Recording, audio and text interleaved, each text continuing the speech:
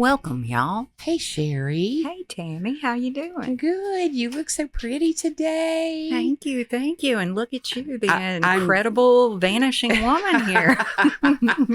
Now, I was going to say, look at me. I'm all sweaty and I don't have any makeup on because we went to a crawfish boil birthday party today, which is so weird to me to go in June to a crawfish boil.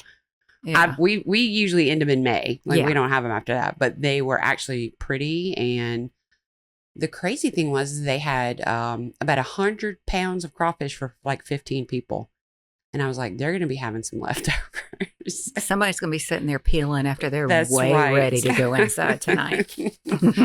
So how are you? I am doing great, even if it is a crazy day. Do you have any shout outs? Because I have a couple things.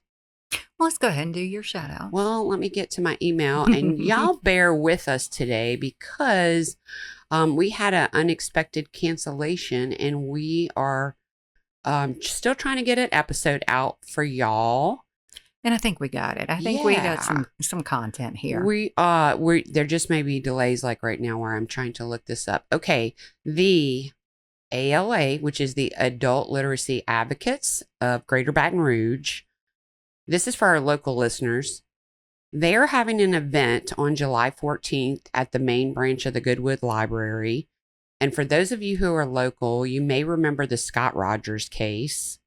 Mm-hmm. And a woman who knew him personally and had dealings with him wrote a book. And she is going to be at this event signing as a reception and signing, copies of the books and stuff like that. But I am going to put a little short out sometime soon. It'll be a standalone, kind of like an episode is, and it'll go into more detail if you're interested in that. So look, this is a really important cause. Whenever I started looking into it, there's anywhere from 65 to 75% of everybody incarcerated in America is functionally illiterate. Well, all the proceeds from this event, I think tickets start at $30 or something like that. I mean, that's nothing. If you're a senior citizen, it's less. If you're a student, but all the proceeds go to the Adult Literacy Advocates of Greater Baton Rouge. Wonderful. So Wonderful. Great. We're excited. They reached out and asked us if we could mention the event on the podcast, and I was like, absolutely, we can do that. Good cause. Okay, so you have put together quite valiantly, because I couldn't do anything this week, some tidbits for us, if I'm understanding you correctly. Just a few. Something kind of big happened this week, and it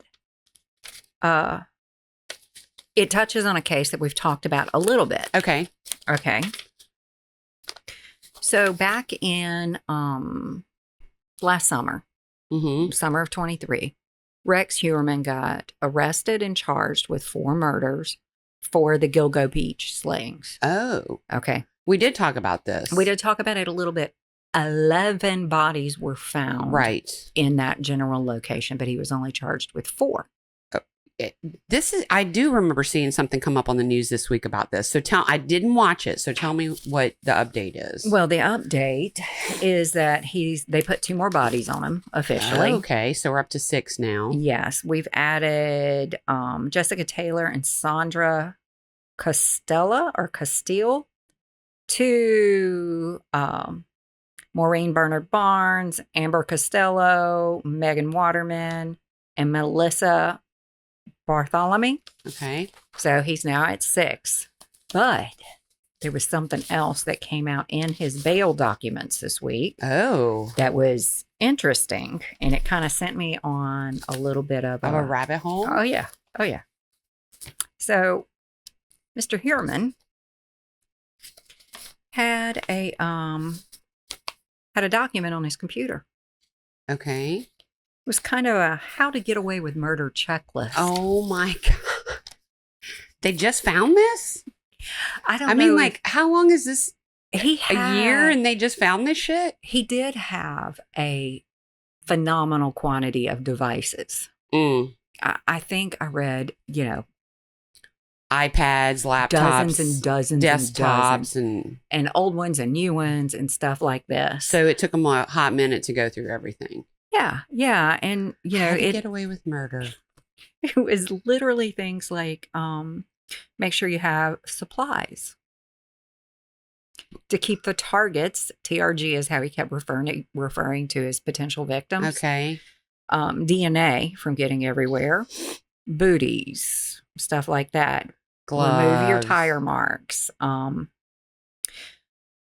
Small is good. I don't know what that meant, but it was after talking about acid and lye. If I had to guess, and I'm remembering correctly, the women were all petite. So They maybe were. that's what he that was means. the other thing. Small is good. Yes. And this document was set up after he began killing. And the bodies that he has on him now go back as far as 93. So you think this was before he made his list? Some of them were absolutely before he made his list. He was learning and writing writing his list. And you know what? I can't remember what I had for breakfast yesterday, so he probably couldn't remember all the things he needed to do to... And they're talking about hair nets. Well, that didn't work so well for you, Rex, because now all 5 of the 6 bodies were put on him specifically because he transferred hair. He should have gone shaved bald. Should have shaved bald, or at least quit being a pig. His house was like a hoarder's delight. Ooh. And so I don't think he was shedding dozens of hair on these women. I think he wasn't changing his sheets. Ugh. Yeah. That just made me feel real oogie. Yeah. Carrying baby wipes with you for cleanup. Large electrical clips. Watch out for fingerprints. Burn your gloves. Okay, I mean, it makes sense. Yeah. Some of it's great, but if you're a dirty, filthy human being, you're going to transfer your DNA. He sounds like a dirty, filthy human being. And he's reminding himself that the more you do, the more clues you leave. So, yeah. Okay. I mean, all right. He's got a list of videos that are on the Long Island Expressway, the LIE. Yeah. He knows where the video cameras are. Wow, he wrote that down in this. He wrote that down. Cover your license plate numbers. Mm-hmm. Yeah. So we've got drop cloths, props, toys, wood. I mean, he has got a list that they found on his computer. Yes.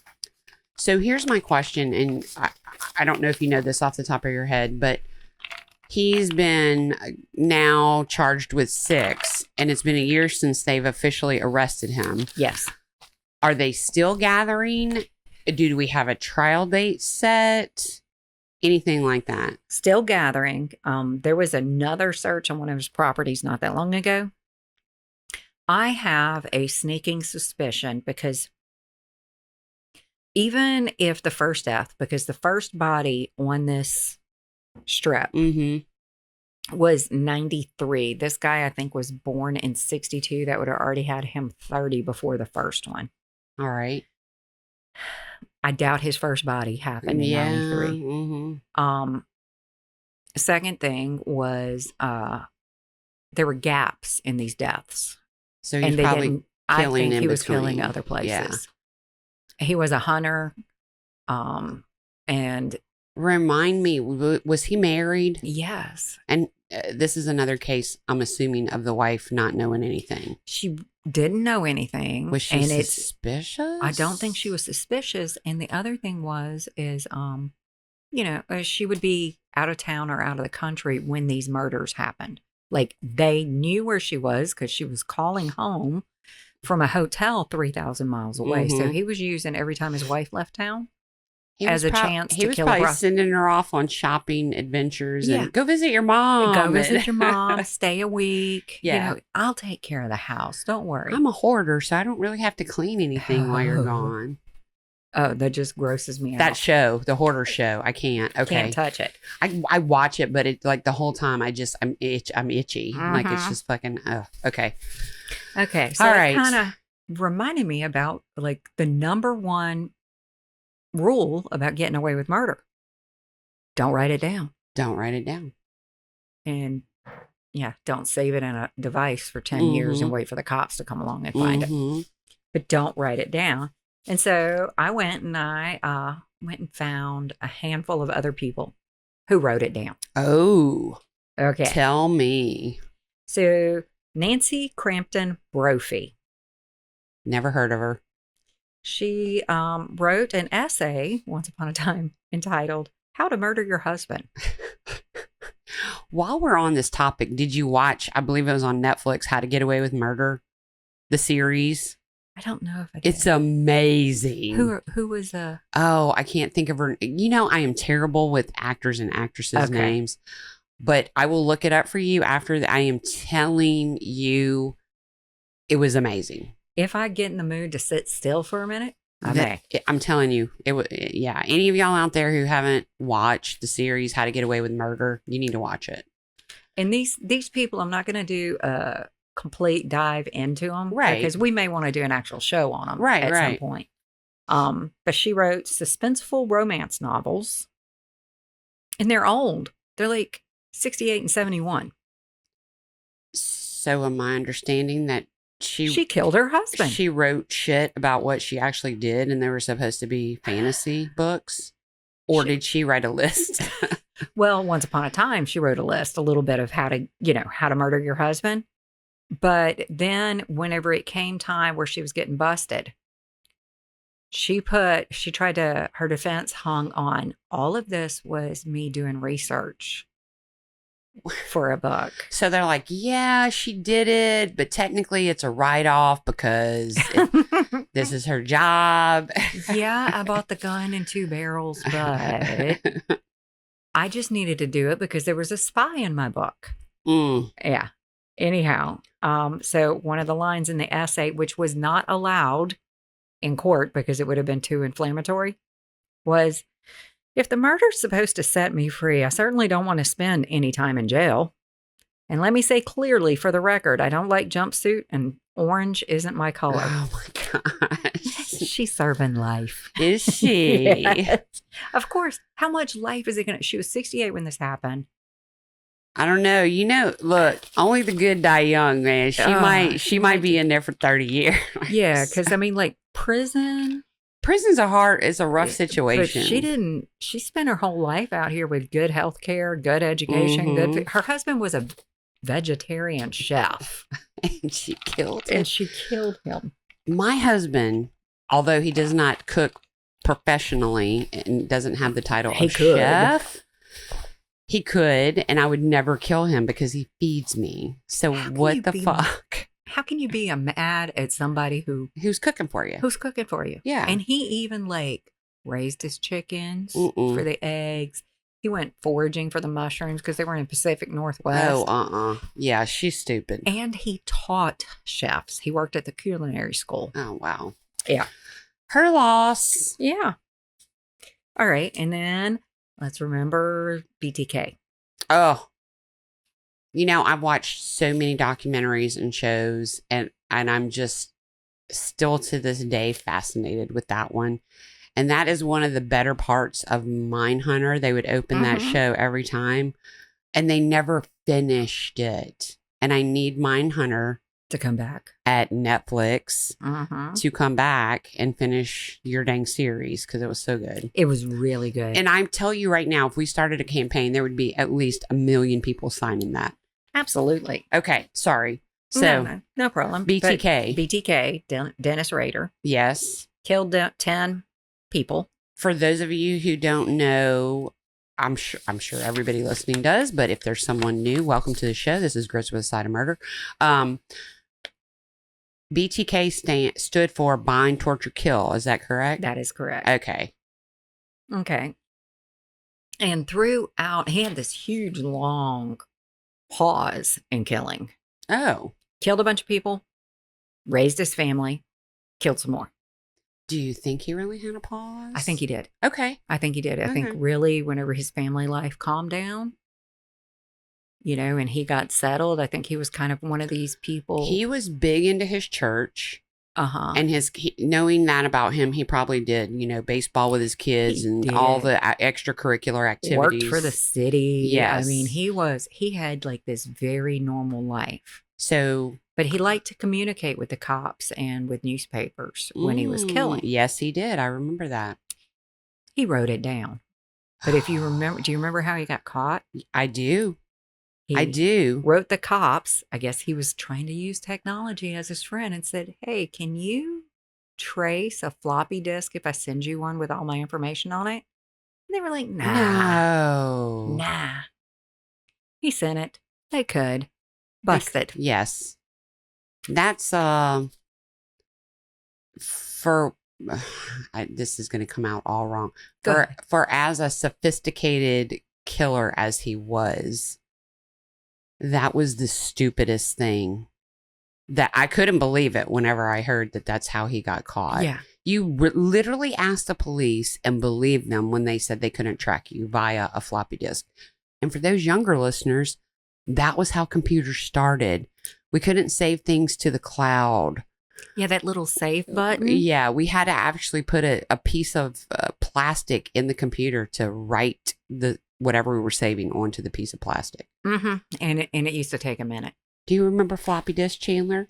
He's shaking his head no. Chandler's camera switching for us today, y'all. And most people don't know what that save icon on everything is a picture of a floppy disk. It's still to this day a picture of a floppy disk. Actually, it's a picture of what was the one right after the floppy disk? The 3.5. Yeah. Remember, floppy disks were like this big, and they had the little round plastic thing inside. They still called them a floppy. Yes. That save icon. That's a disc, y'all. Okay. That's a disc. It has a purpose. There's a reason why it's there. So Dennis Rader wrote it down. Yeah. And then another big famous one that was caught because they couldn't keep his mouth shut, but they couldn't stop typing, was Theodore Kaczynski. Oh, the Unabomber. Yes. Yeah. The manifesto. And his sister-in-law recognized his writing style. I remember this. I thought it was his brother. Well, showed it to his brother. Okay. And said, hey, I think his name was Dave. Dave, I think this is Ted. And his brother said, holy crap. My brother's not just crazy. He's a monster. Yeah. And if y'all haven't heard the story of the Unabomber, you need to go find something to watch or read about that because it is super crazy. That's an episode we should do. We should. Because it's old enough where, I don't like doing current things, but because everybody hears it on TV. Not only do you hear it, but other thing, I worry about the survivors of an event. True. I want to give them a little more healing time before we touch it. Right. That's a very good point. And the Unabomber was so long ago. Right. Like, I think that would be one that we could cover. We could cover that one.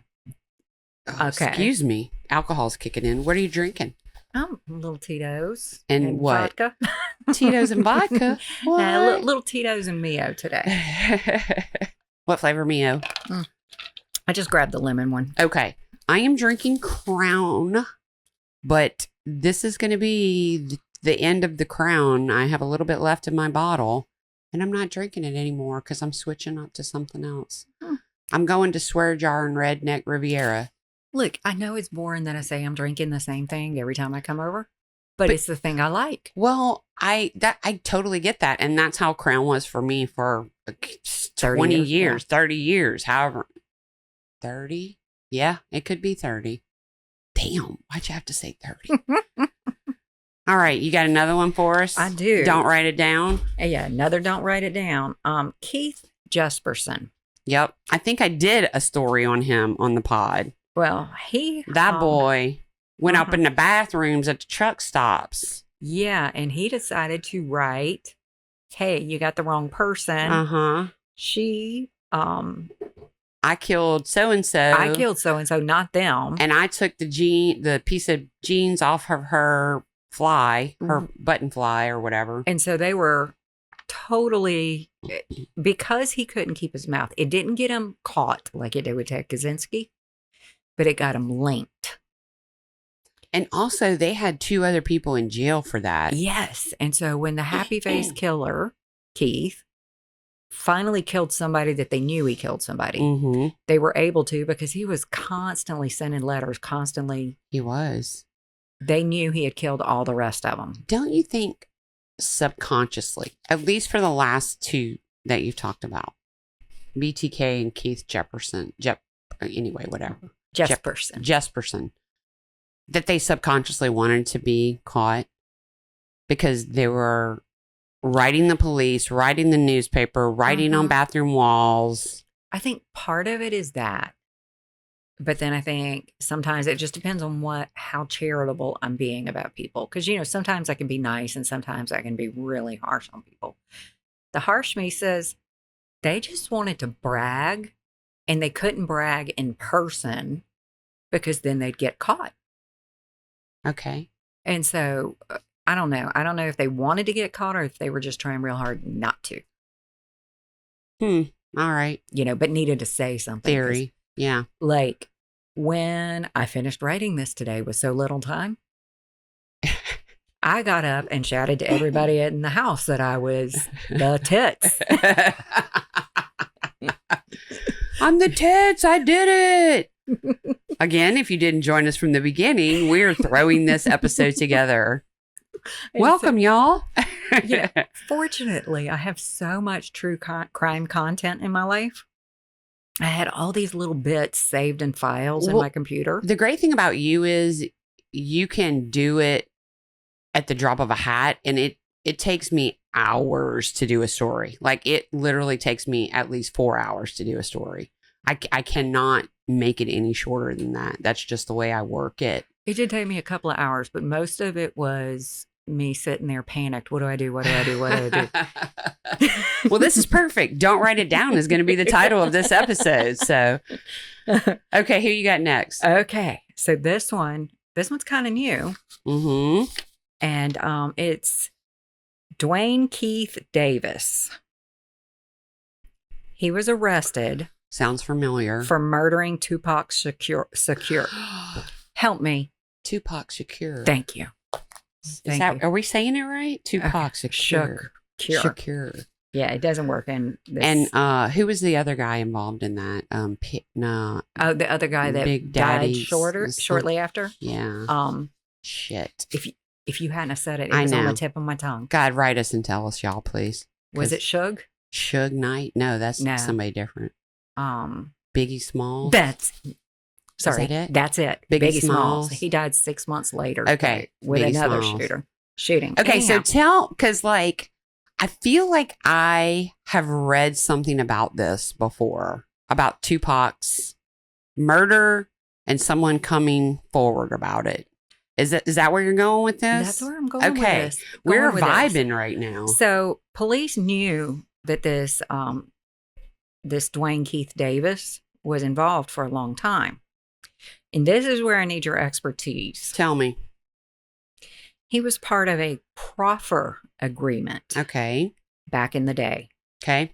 All the way back, right when this was happening. Gotcha. So tell me about, how he could talk about what he did to the police. Let me tell you what a proffer agreement is. Have you ever heard the expression queen for a day?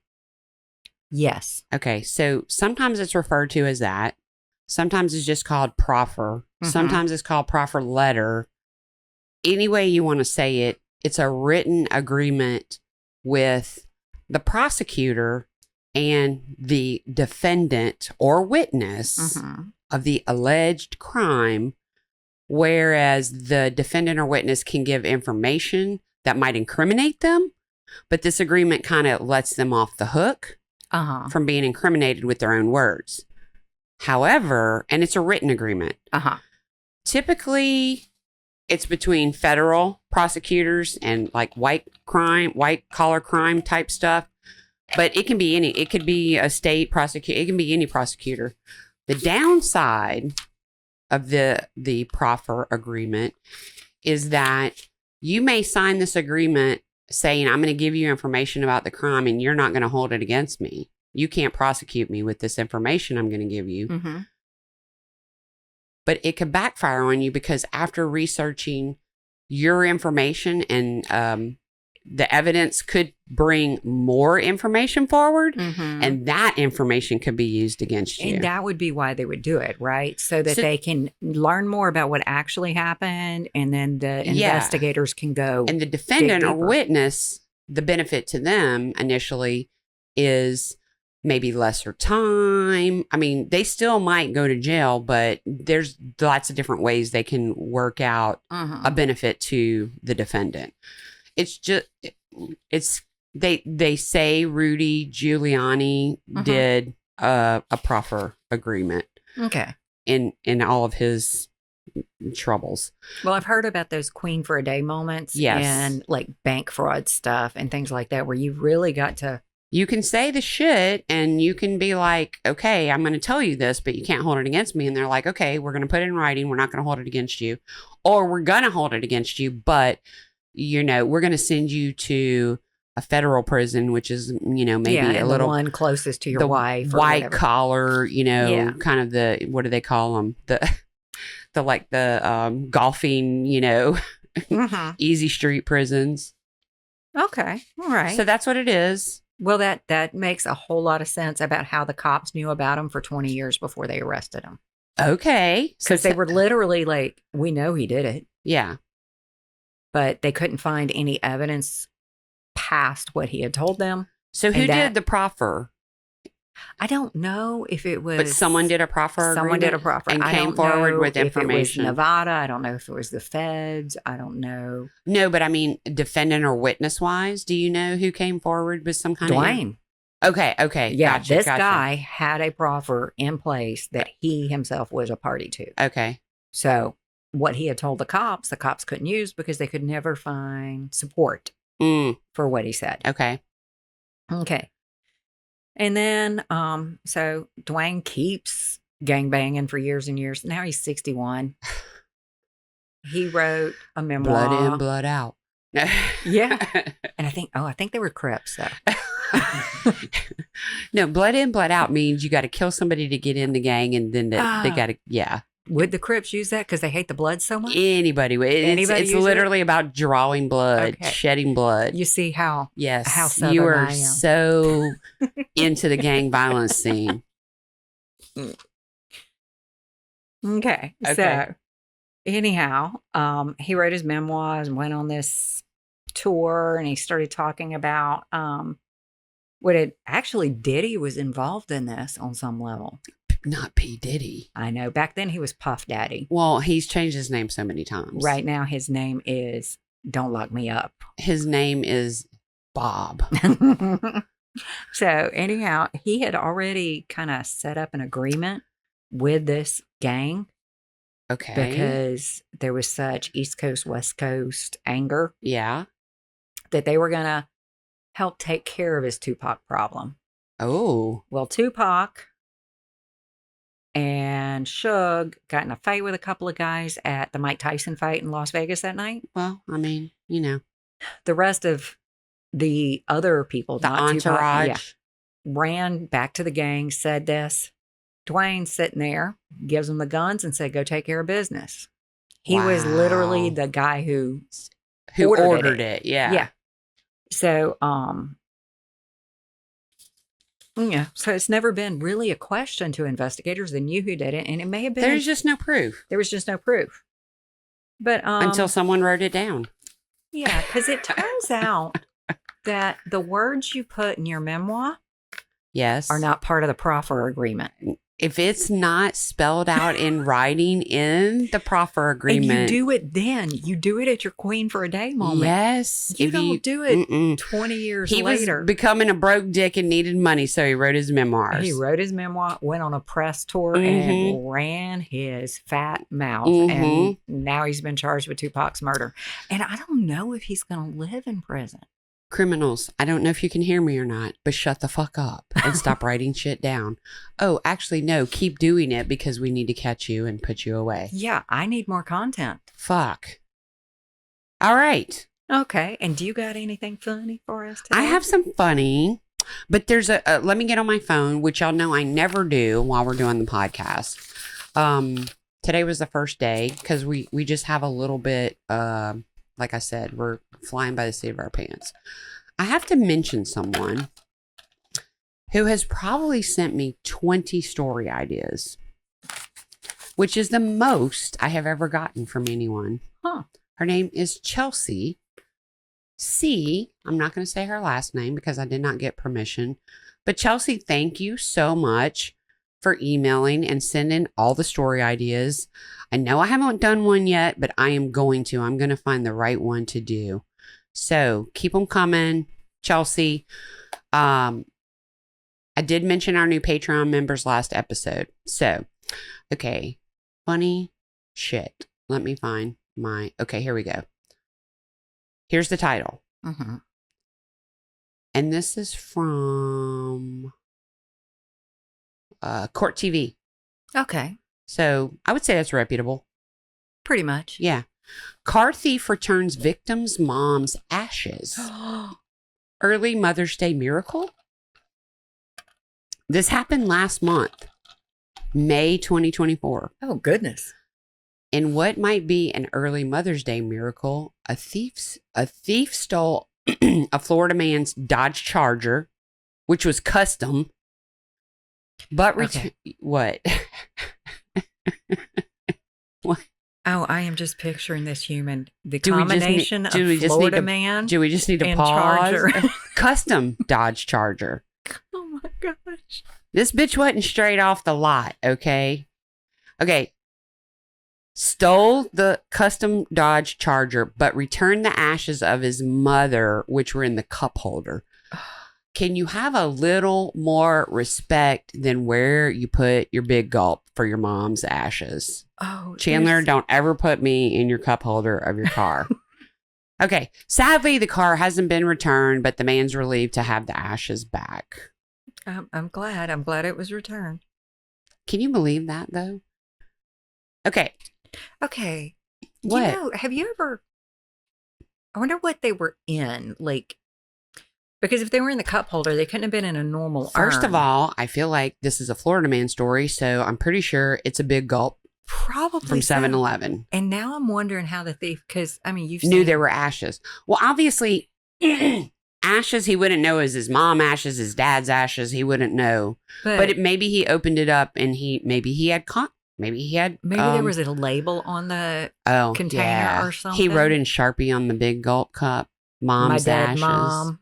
5/11/24. Because, I mean, you've seen cremains before? Of course. Well, no, not like the actual creme. I mean, like they put them in something, and Yeah. I've had to buy the basic box for them to go in. Actual ash just looks like... Some shit from your barbecue pit. Yeah, I mean, it's just dust. It's just gray dust. It doesn't look like...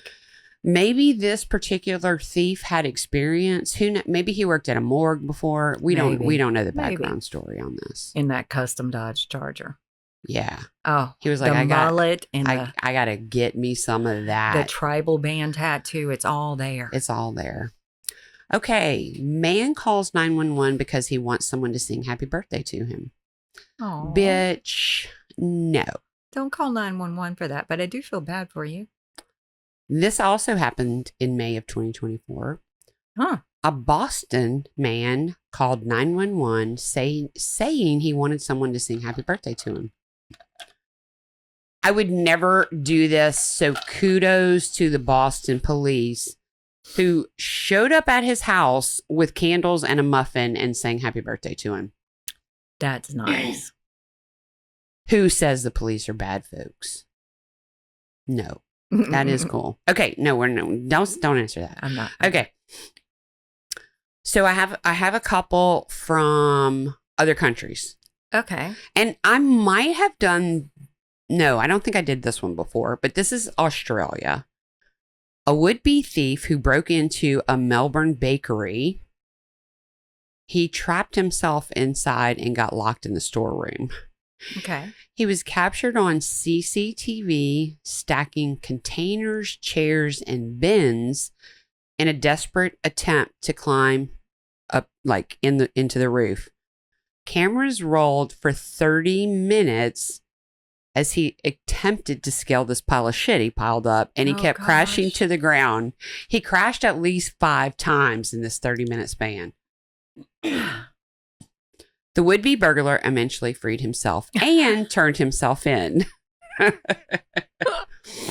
Oh my goodness. He's like, I mean, I wish I could do an Australian accent because I would, hello, mate. I'm turning myself in because I fucked up and I was on CCTV for 30 minutes. Yeah. Yeah, I'm obviously not capable of taking care of myself, so you all take care of me for the next 8 to 12 months. Yeah. 3 hats and a cot, baby. Uh-huh. Also in Australia, one thief got more than he bargained for when he reached into the window of a parked car and snatched a tote. Okay. The bag belonged to a professional snake catcher, Brad McDonald. Inside was a highly venomous snake that McDonald had just captured from an underground car park, which is like a parking lot in Sydney. Yeah. Oh my goodness. Yeah. Can you imagine him opening that shit up and seeing that rattler? Well, I'm sure it wasn't a rattler. Oh, and it would have been one of those weird, freaky Australian snakes. Oh, fucking Louisiana has so many things that will kill you, but Australia has 10 times more things that will kill you. All the things in fucking Australia will kill you. But the spiders, the fucking snakes, everything. You remember Steve Irwin? Mm-hmm. He came to Louisiana once and he was actually scared. Are you serious? I'm serious. He was like, you know, when it came to water moccasins, he was like, I've never seen a snake that wanted to bite you before. Yes, yeah. Most creatures in general, the old saying, they're more afraid of you than we are, you know, whatever it goes. In general, that's the thing. People are terrified of alligators, and we have one in the pond. It's wild. It's not our pet. But you can't even walk out the carport without the alligator going under the water, you know? Yeah. And down here, food's so common. Alligators are so full. They're not even hunting you for the most part. You stay away from their nest. They're just trying to chill in the water and get cooled off like we all are in South Louisiana. Yeah, that's every day, all day here. Okay, I think this is the last one I have. One wannabe, this one's from Germany. Oh. One wannabe thief had obviously watched too much TV.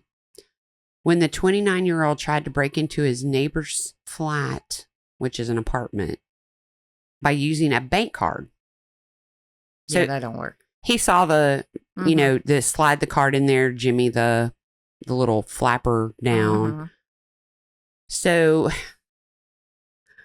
while he was trying to break in, he woke up the owner. Oh, gosh. In the thief's haste to get away, the card snapped in half, leaving behind his name and account details. The victim called the police. Wait, my phone just did something weird. Okay, now I can't read the rest of the story. Oh my God. Whenever they show up, I mean, how do you go through jail with I left my name and all of my financial details with my victim? Okay. So. Yes. Okay. So the victim called the police and relayed the details of the card to the cops. And the cops said, when we got to the burglar's house, the other half of his bank card was on his kitchen table. And there you go for yet another stupid criminal. Okay. I feel like I'm missing something. Oh, I know what I need to tell everybody. Y'all, if you're not watching us on YouTube, that is totally cool. But I need you to go subscribe. We have 600 and some odd subscribers. As of recording, we only need 21. 21 subscribers? We only need 21 to hit that mark. To hit 1,000? Oh, I thought you said... So I thought we had 600 and something when I looked earlier. Yeah, we do. We only need 21 to hit 700. Okay, guys, we need to hit 1,000 because YouTube doesn't give a shit about you until you hit 1,000. And we've had over 70,000 views. Yes. Which is great. We've had 1,000 views this week alone. So we definitely need y'all to go to YouTube, find Grits with a Side of Murder, and subscribe. Please like and subscribe. That will help the show out so much. And that's just something simple you can do to help us out money wise. And you don't have to give anything but your time. And you can we love Patreons. Of course we love Patreons. But if you can't be a Patreon, make sure. And you know what? Steal your friends' phones. Go on YouTube. Make them subscribe. Get your mom and them to subscribe. Do all of that. Yeah, we need YouTube subscribers. I didn't even know. Like, I haven't been paying attention because my wonderful man that I pay to do the social media stuff has been doing a fabulous job. Thank you, Antonio. He has been. And we haven't been on there we haven't been on YouTube for maybe about a year, maybe. If that. Yeah. I mean, we have, it says we have 100 videos on there, but most of those are shorts. Well, but here's the other thing. We do one episode a week. And I feel like he does reels for me. He does. Yeah. Whenever I'm saying shorts, that's what they are. These little reels. Okay. And so it says 100 videos, but it's really not. Yeah. It's not the whole full length. You can go on there and watch our reels, or you can go on there and watch this whole episode. Like we're recording today, we are on YouTube. Okay. And I would say 90% of our episodes are on YouTube. There's the occasional one. Yeah.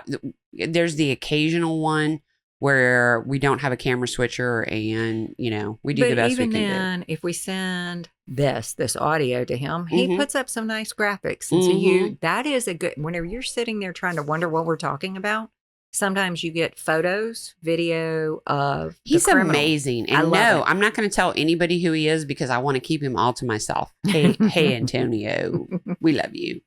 Chandler, thank you so much for camera switching. Am I forgetting anything, Sherri? I think we're good. All right. So go to YouTube. Get everybody to go to YouTube. I want to hit 1,000. Y'all are going to help me. And we love y'all. Thank you, Patreon members. And tell your mom and them to listen. And we're going to let Zydeco Mike take us out.